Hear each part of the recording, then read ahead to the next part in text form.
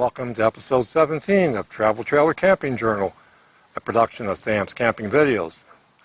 Today's episode is the concluding part 3 of a multi-part series of videos regarding my now 4-year review of my 2020 Keystone Outback 260 UML RV. In part 1, I discussed my frustrations I experienced during the first year of ownership of this RV. In part 2, I discussed my issues of maneuvering the Outback in and out of sights. And today in part 3, I will discuss how I overcame my problematic issues during the first through third years of ownership of the 2020 Keystone Outback 260 UML, and how I now fully enjoy camping in this RV.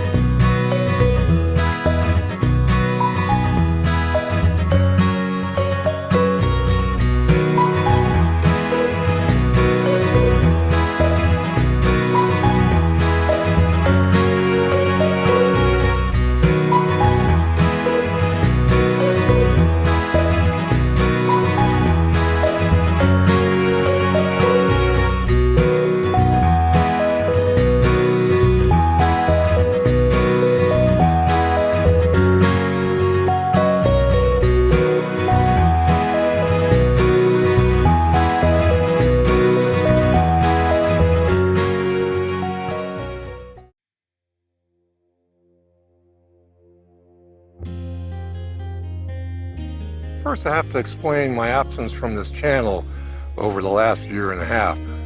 I had discovered that my current camping equipment, which was a Nikon DSLR camera, just wasn't up to snuff for doing vlogging on this channel. The Nikon camera had very poor autofocusing capabilities, and I wasn't an experienced videographer. Those deficiencies were evident in part 2 of this series and when I went desert camping later in that year. I came to the conclusion that I needed something different in camera equipment that could focus on my face, and I needed to become skilled as a videographer and a vlogger. I researched for a few months, and I swapped out my Nikon DSLR for a new Canon DSLR camera. It took me a few months of trial and error on successive camping trips to learn how to video record myself in a sort of professional manner. I'm now using that Canon DSLR camera to record this video, and I hope the improved video quality shines through. With the discussion of my absence out of the way, let's get to it.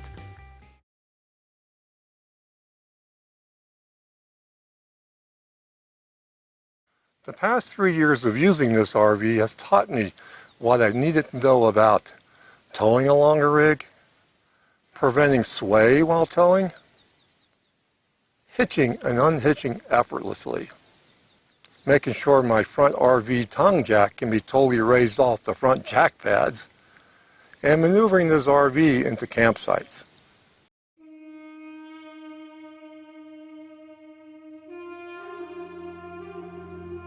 The 2020 Outback trailer is over 10 feet longer than my previous Fun Finder travel trailer was.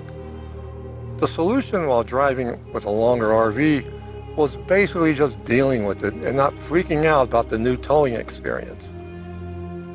This meant I had to learn how to be more careful when towing and making turns. I also installed a backup camera at the rear of the RV. This instilled the confidence in knowing what was behind me while towing and when backing up into a site by myself. And the backup camera also provided peace of mind while towing.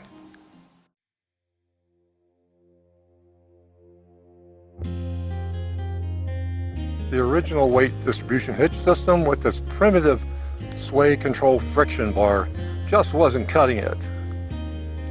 The RV would sway from side to side, and it made it difficult to keep my rig in line, especially during windy conditions. I solved this by replacing the delivered system and friction control sway bar with the Husky centerline weight distribution hitch system, which also provides integrated sway control. I now no longer have any swaying issues, and the towing experience is now a total pleasure.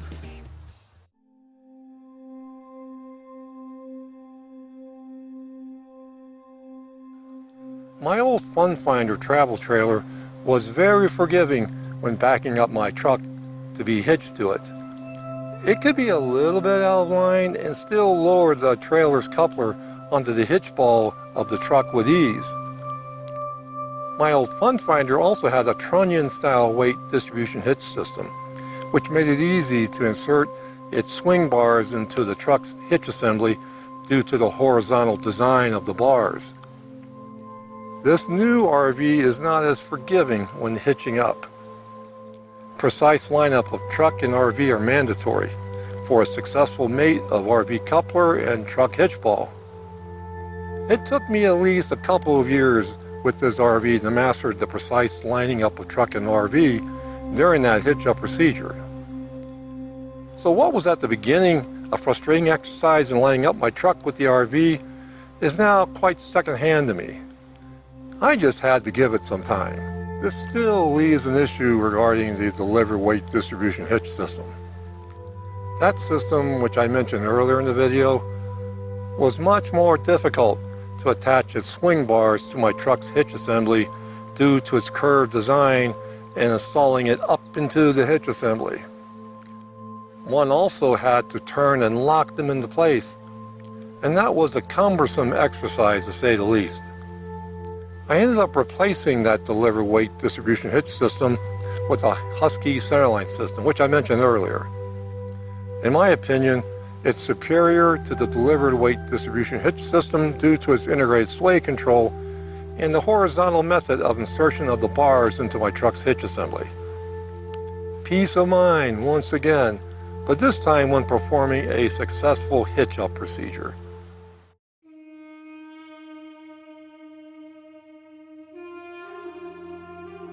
One of my greatest frustrations and fears with this new RV at the beginning of ownership was not being able to unlock the coupler from the truck's hitch ball during the unhitch procedure. This was never an issue with my old Fun Finder travel trailer. It got so bad, I couldn't figure out how to hitch this RV from my truck on one of my early camping trips. I had to stay hitched up for the entire stay, and I was not very happy about that. I was then on a mission on how to resolve this problem. I methodically tested out various scenarios a couple years ago at the location where my RV is parked in between trips to determine the optimal scenario for always unlocking the coupler of my RV from my truck's hitch ball. The solution was 1. Be on level ground. 2. After the weight distribution hitch bars have been removed during the unhitch procedure, I would then lower the RV's front tongue to a distance of 16 inches from the ground. I have a Garmin measuring tape that's cut to 16 inches to help me with that. And then 3, I slightly nudge a truck forward and brake gently. The coupler then unlocks. But this coupler unlocking solution also introduced another problem. I wasn't able to separate the coupler from the hitch ball while attempting to raise it off my truck's hitch ball. It was just plain stuck. I would jump on the truck's hitch assembly, stomp my foot on it, everything that I could think of, sometimes with unsafe results. And I experienced this issue for the past year and a half until I finally figured out what the solution was. My nudging the truck forward to make the coupler unlock was also binding the hitch ball forward into the coupler, and that prevented the hitch ball from easily disengaging from the coupler. The solution was for me to gently nudge the truck backward. Then the RV's coupler could be raised off of the hitch ball. So now I had a foolproof method of unhitching the RV from my truck under all circumstances so I can go about enjoying my camping stay.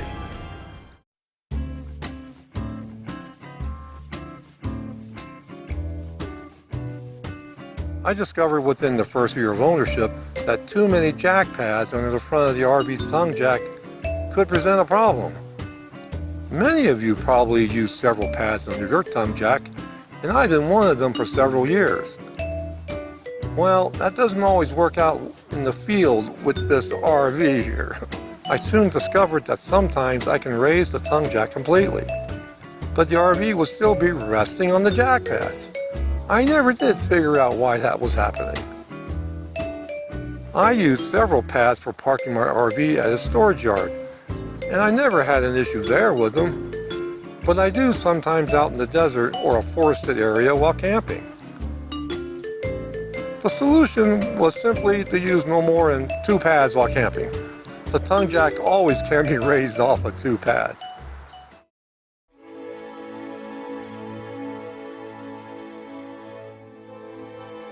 Maneuvering this RV was a challenge in the first couple years of ownership. Wider turns were required, and I had to take careful notice of where the imaginary center line was for my dual-axle RV when making turns. Pulling into my customary gas stations for my established camping trip became an issue very quickly. I almost struck a gas pump on my first long-distance trip with this then new RV. My solution was that I had to pre-plan my gas stops with this longer RV. The gas station had to now accommodate my longer rig without me worrying about possible collisions. This pre-planning virtually eliminated any possibility of gas station accidents in the future. I also soon discovered that my favorite forested campsites, which I have enjoyed over the many years of owning my previous smaller travel trailer, would now have to be avoided with this new RV. I wasn't very happy about that. I had many fond memories of those camping trips in smaller, more intimate sites. And I was in the funk about this disappointment for many months, until I came to the conclusion that I just needed to move on from that disappointment. I had to find new, larger forested campsites, and that was what I did. My previous wintertime campsites in the desert were still preserved for me since they were already wide enough and wide open enough for this RV to maneuver into.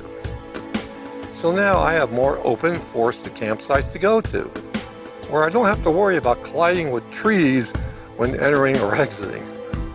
I also adapted to different developed campground strategies by seeking out large enough pull-through campsites months in advance when possible.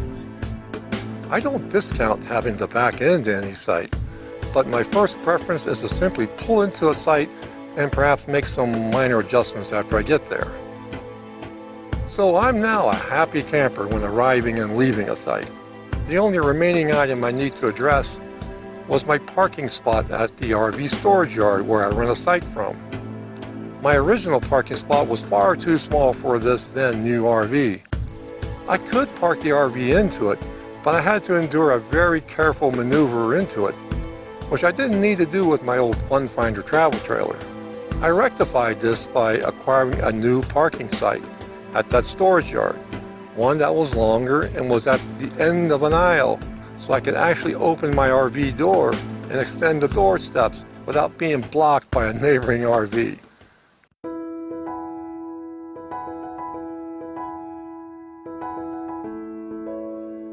At the beginning of this 3-part series, which actually took about 2 years to complete, I mentioned my deep frustrations and perhaps regret in buyer's remorse in purchasing this 2020 Keystone Outback 260 UML in January of 2020.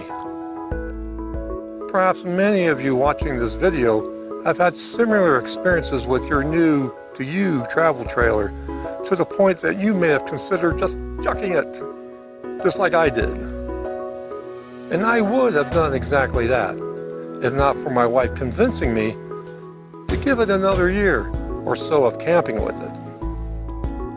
Well, that led me to develop new expectations, driving practices, and procedures, and sometimes trial and error, which now guide me in having a better hitch up, towing, maneuvering, and unhitching experiences at my selected campsite. I hope this 3-part series helped you as well in enjoying your new and possibly larger towable RV. That was one of the benefits of me going on this journey of discovery on how to use a larger travel trailer. And isn't it the point to enjoy yourself while camping and not worrying about how you got there? I'm now able to enjoy my favorite camping activities, such as my budding astrophotography hobby.